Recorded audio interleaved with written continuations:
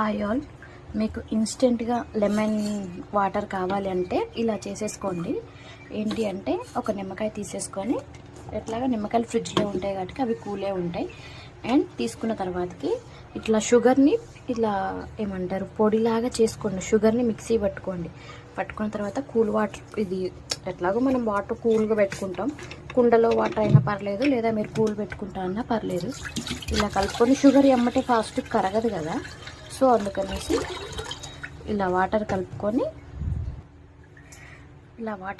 ఎలాగో cool water అవి మీకు టేస్ట్ వైజు ఇలా షుగర్ పౌడర్ అయితే వేసుకోండి.